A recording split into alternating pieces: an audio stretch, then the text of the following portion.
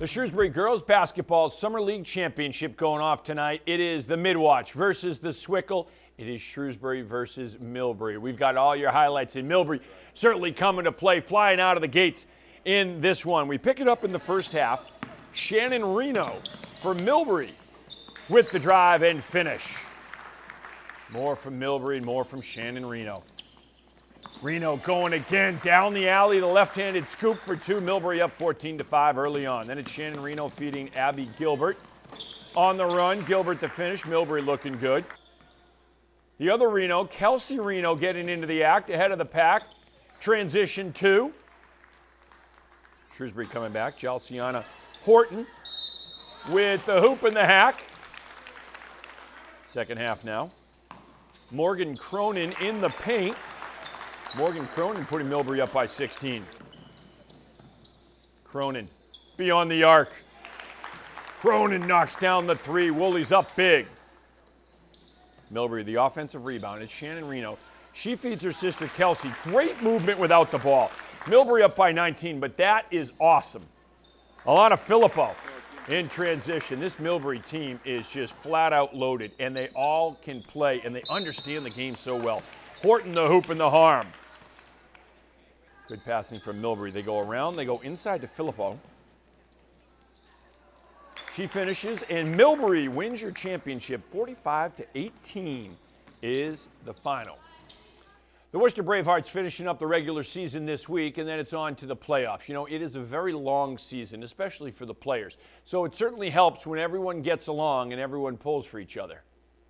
Well, these guys, I mean, the whole summer they've been excellent, but the attitude in that clubhouse is great right now. I think the team chemistry is the best it's been for the entire summer. These guys want to still be here and want to still be playing baseball.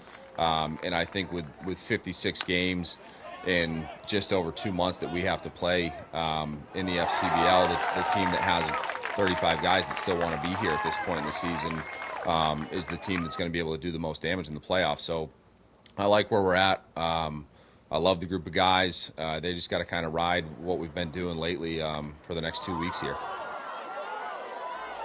All right, the final day of the regular season is Sunday. The Bravehearts are back home this Friday at Hanover Insurance Park.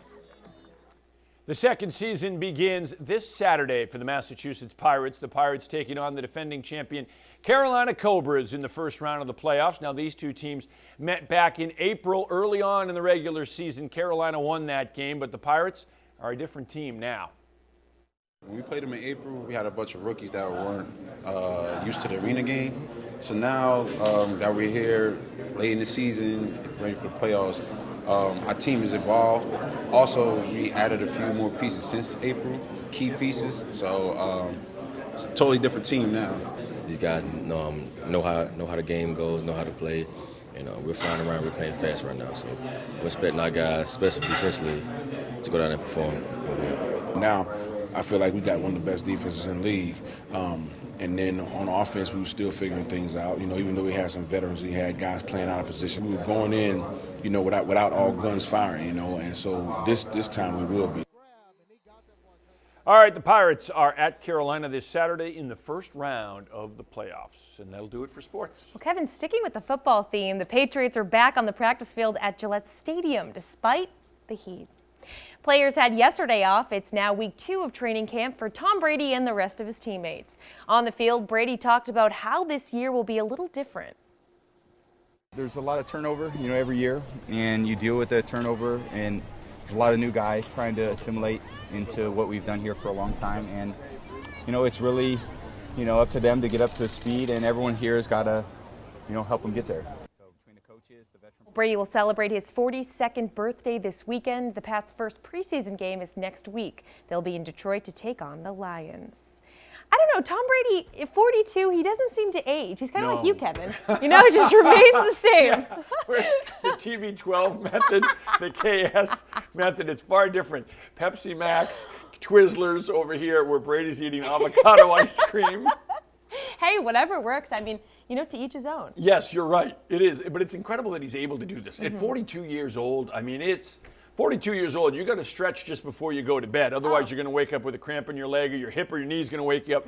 But to be playing football, playing at that high of a level, it's incredible. When he's getting sacked by those linemen. 300-pound guys just dropping down on top of you. Year after year. Yes. And he just seems to come back and just be more versatile every year. Yeah, he certainly works hard. And that's one of the things that he does is whatever he perceives as his deficiencies, he works on it. His footwork, getting quickness, getting a little bit more strength. I mean, the arm strength has stayed there, which is incredible because at some point, it's got to drop. At some point, Father Time has to catch up to him. It catches up to everyone. So at some point, all of a sudden, there's got to be a little less zip on the ball, or that ball downfield, the 30-yard out, doesn't have what it used to have and maybe has to arc a little more. But again, I say that every year, and it hasn't happened yet. Absolutely. Early predictions. Super Bowl contenders this year? I would never bet against them because every time you think, well, they never did address this need, or they need more weapons, or they need more defensive backs, it doesn't matter. They mix and match, and they make it work. And so I would certainly not bet against them. When you have Bill Belichick, anything Yes, is possible. that's true. That's true. That's absolutely true. And then when you have leaders,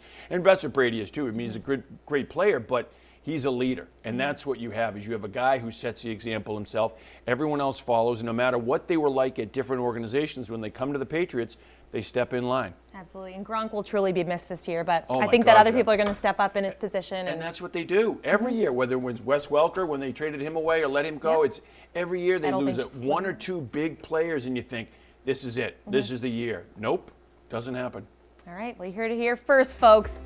You can keep them accountable for that one. That's going to do it for us here on Worcester News Tonight. For Kevin Shea, I'm Anna Botari. We'll see you back here tomorrow.